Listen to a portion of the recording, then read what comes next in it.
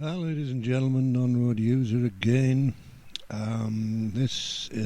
Today on the Mail Online website, BBC chief savages TV licence bullies as victims come forward to claim they were duped on their doorsteps and spied on through their curtains. It continues. BBC Director General Lord Tony Hall has demanded urgent reassurance from outsourcing firm Capita after an undercover investigation by the Mail uncovered the methods used to catch licence fee evaders. Now, let's just pause there, ladies and gentlemen, because this happens quite a lot in the media. And by the way, congratulations to the Mail on the two undercover videos that they produced, interviewing a chap from BBC TV licensing called Ian Doyle, exposing his thoughts, I suppose you would call it, on what exactly BBC TV licensing's modus operandi is. The issue I have with certain elements of the media, and indeed the BBC themselves, is in the image that's on your screen right now, where it says methods used to catch licence fee evaders. There are many people in the United Kingdom who do not have a television licence, and I consider those people, myself included, to be fairly intelligent. They don't want to watch Strictly Come Dancing, EastEnders, Coronation Street, Great British Bake Off, Big Brother, or any other of this tosh that's outputted. So therefore, they do not watch or record any broadcast television, and they certainly do not watch BBC iPlayer. Goodness sake, who would want to watch anything on there, you know?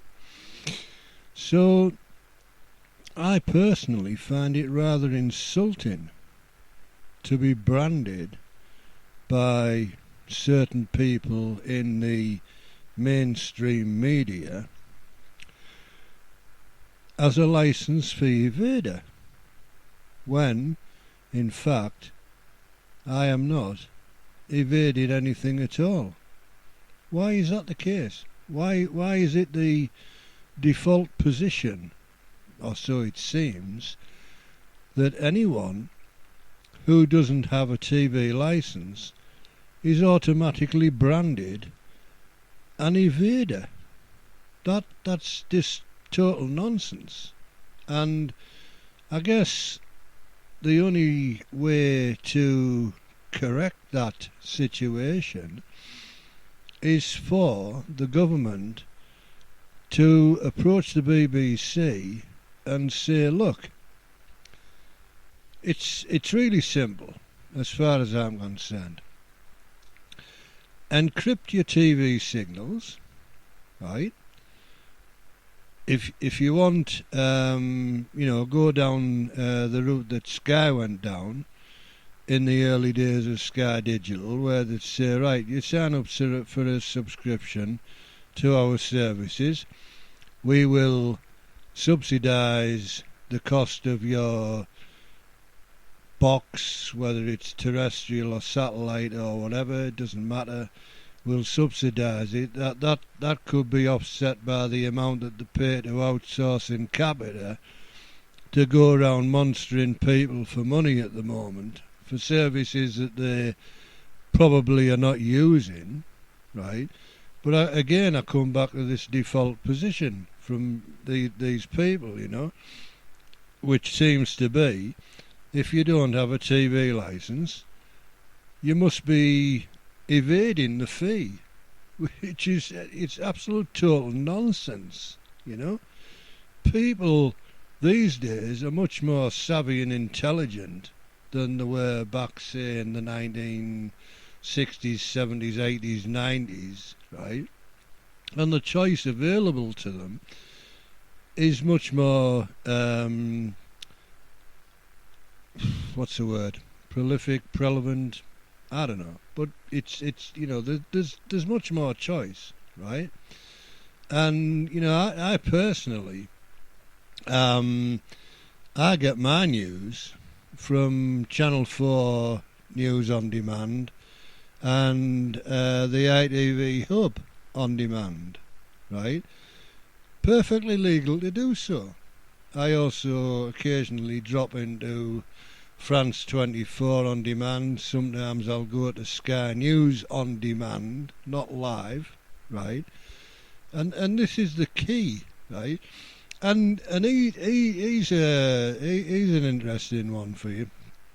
Remember, years ago, you used to have a license for radio broadcasts, and then it was incorporated into the television license fee, and then the radio license was abolished. And it is my true belief that the reason the radio license was abolished was because when transistor pocket radios came into being, it was becoming increasingly harder to police this stuff. You know, you listen to the radio, somebody's walking down the street with a transistor radio in the pocket, you know, listening to some stuff, right? You know, what are you going to do? You stop somebody. Hello, I'm from BBC Radio Licence. Can I see your licence? No, you can't. Sod off, you know what I mean?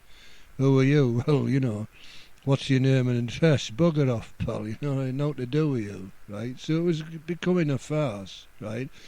And it's increasingly becoming a farce these days because I've got a phone here, which is 4G enabled, right?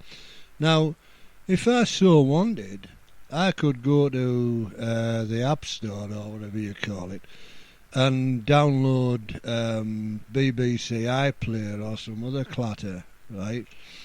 And I could watch all this guff over 4G while I'm walking down the street, right?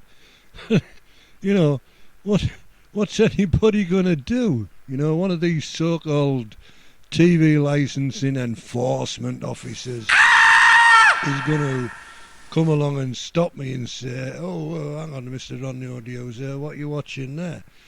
Well, you know, I'm watching some clatter on BBC iPlayer, if indeed I was.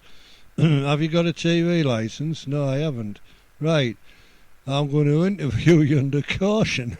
Yeah, right, oh, pal, jog on, ta-ra.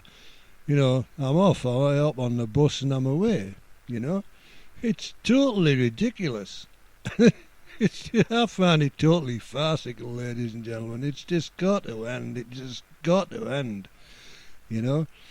And I'm hoping that this, who's the Home Secretary, not the Home Secretary, what am I talking about? The Secretary for Culture, Media and Sport. What's her name now? Is it, I can't bloody remember. But anyway, whoever she is, right, you know, you really need to get your finger out your what's it and start to do something about this, because this is just getting so ridiculous. And the BBC, you know, from what I've read, to come along and say, you know, whoa, we know nothing, we're from Barcelona, you know. It's total farce, because as far as I can remember, the TVLR website and the excellent TV license, well, they're both excellent, but the excellent TV licensing blog as well, has been saying this stuff for years and years and years.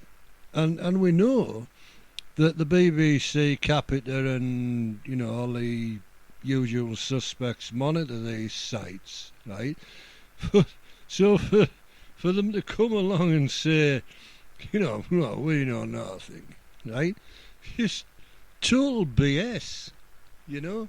It's just like damage limitation. We've been caught with our pants down, guys, and now we're trying to back scuttle and bloody blame someone else, you know?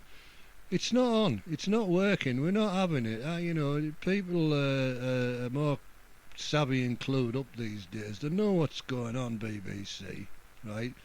So just, my suggestion to you, Mr. Lord Hall, is just stop prattling about, right?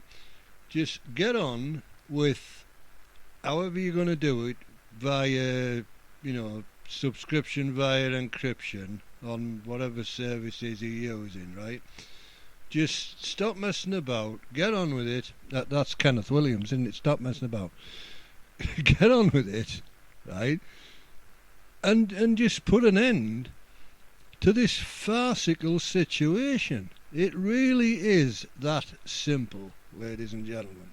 I don't see where the difficulty is in that at all. And if the BBC has a claim are that wonderful and everybody loves them, as they say that people do, then people surely will subscribe to you in their droves, will they not?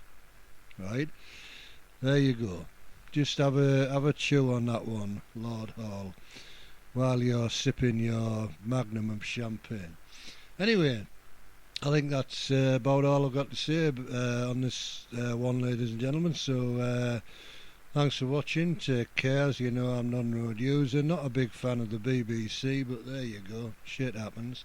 So catch you next time. Bye.